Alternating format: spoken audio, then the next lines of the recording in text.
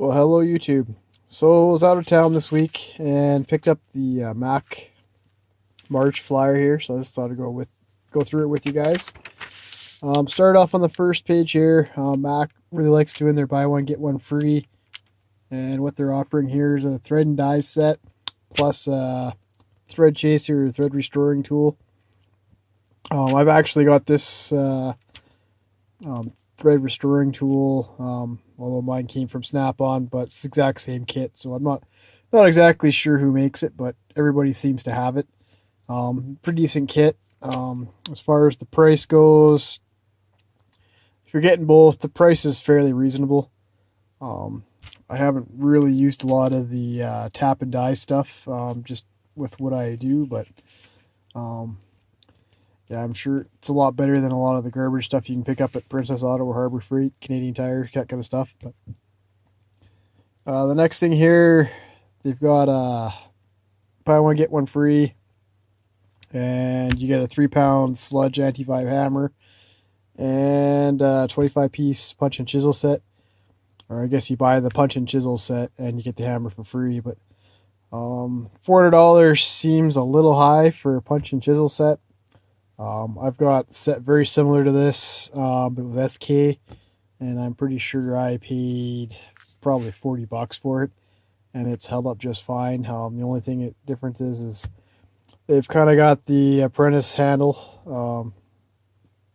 Pretty good if you got an apprentice swinging at the chisel for you, you don't smack your hand, or if your aim's just that bad. But yeah. I don't know. I don't know if I could justify spending that much for it. On to the next page here, we've got just kind of showing off some of their DeWalt tools. I haven't really used the DeWalt stuff, not recently. I had an old Mac impact gun. It was fairly good, but like I said, the new stuff definitely surpasses it now. So I can't attest to the quality of it now. Got some files for just under $100. Files are always a good thing to have, but price-wise, I think there's, you talk to the machinist guys, they'll point you in the direction to go who makes good stuff that way. I got a puller set here. Buy one get one free, so you buy the pullers here, and it looks like they give you the rear axle bearing puller set. Looks like it could be a handy tool. Price doesn't seem too outlandish if you put the two together. I don't know if you're really saving anything, but if you bought them individually off the truck, they're probably a little pricier, so definitely a deal that way. Looks like next thing here, we got a couple of different cutoff tools, a couple of our options.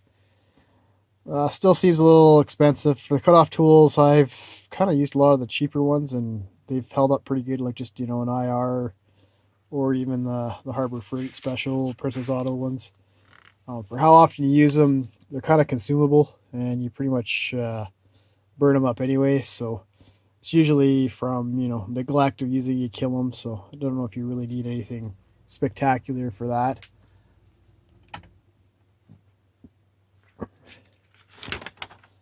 So moving on to the next page here, looks like they're kind of doing battery stuff.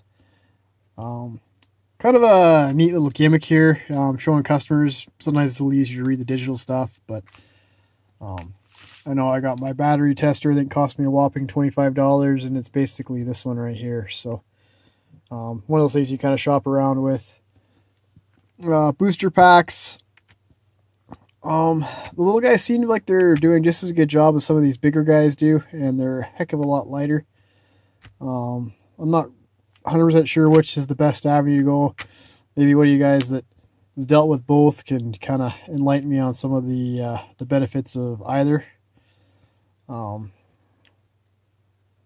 This right here, if you're like an independent shop, definitely recommend having these terminal kits. I don't know if you need necessarily everything that's here, but I find the little 5/16 rear for the GM side post is definitely a handy tool. These are kind of nice for spreading clamps apart to get them on new batteries and whatnot have you. Definitely you want a terminal cleaner, and these pliers I've definitely used a lot of over the years. The Polar, I've always gotten by without it, but if you've got it, you'd probably end up using it. $100. It's not a terrible price for it.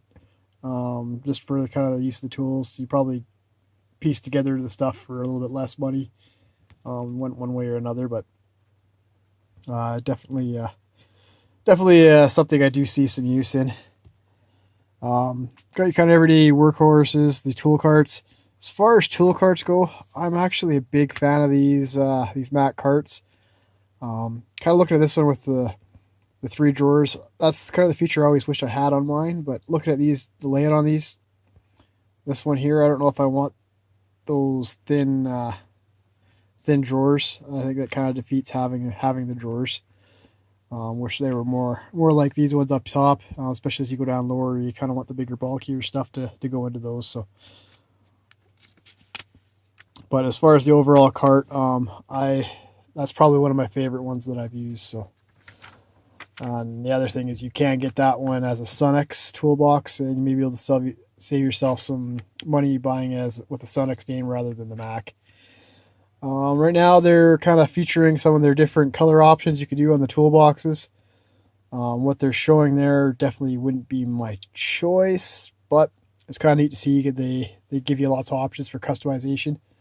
As far as toolbox go, I've had good luck with the Mac Tech series. The layout's not the greatest from what I've seen from newer toolboxes, but the overall just fit and finish, how the drawers close and the drawer liners, they offer a pretty decent product for the price. The one thing I've noticed here that I'm not a big fan of now in the new boxes are these power bars off the front of the toolbox. Anytime you put something on the front, I find it gets in the way of the drawers all the time. And just in traffic area, you end up knocking stuff off, pulling cords off. If you got it sitting on top of the box, bump the cord and pull whatever you've got charging off your box. So, I don't know, I prefer kind of sitting on the top or off to the side maybe, but not over top of the drawers. The one thing I did notice here that I do like is they're offering a second full-length drawer on the Mac boxes. They're a little late to the game offering that.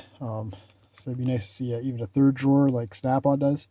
Kind of one of the things I like about Snap-on over Mac, but I do like the way the drawers open and close on the Mac better than Snap-on. So, but yeah, I definitely got a few different options here, a few different colors. They're not listing any prices here. You know, there's all kind of a feature thing, but all the dealers I've dealt with, the listed price is not the sell price, so you could definitely get some deals that way. Another buy one get one free.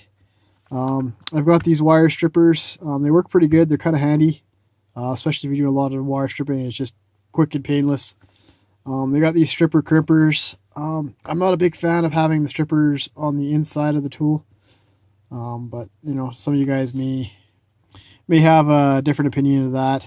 For the price, $53, that's reasonable. I don't remember what I ended up paying for this, but I think I bought it because it was surprisingly inexpensive. So the next thing here, they're looking for drivers to be tool salesmen. Definitely a hard thing to start off with, but once you kind of get yourself established, it might not be such a bad deal. But I don't know. From what I've been hearing, Mac, I'm not sure if they've treated their drivers or their salesmen the greatest. Lots of kind of problems with the warranties and stuff like that. But I've been fortunate. All my Mac dealers have been really good. So back to air ratchet. I don't know. I never got around to using the air ratchets. I didn't like how noisy they were, but they definitely are a little easier to use.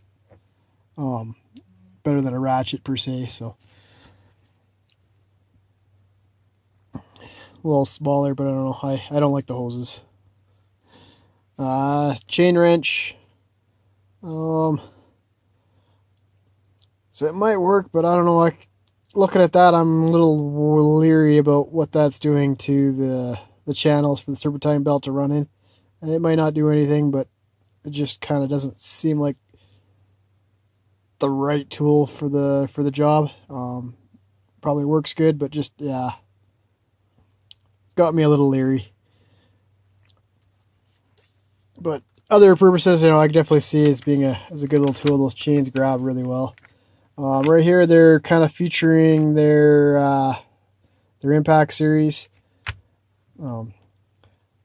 So all these guys, I think they all come from Ingersoll Rand, so maybe you'll save yourself a few bucks and get a similar product straight off IR. So, and the final page here is more Mac swag. I don't know if I'd ever buy the swag per se, but I definitely would take it as, well, I bought something off the truck and I'll take one of those if you want to throw it in. But I don't know if they'll necessarily go for that. And then back, just kind of showing off their diagnostic tools. I haven't actually used the Mac stuff in a long time, so I can't tell you how it rates compared to everybody else's. But if you've got one, definitely feel free to comment, chime in, let us know what you think about it. And yeah, we'll pass on the knowledge. But that's got it for the March Mac Tools flyer. And we'll catch you in the next video. Have a great time.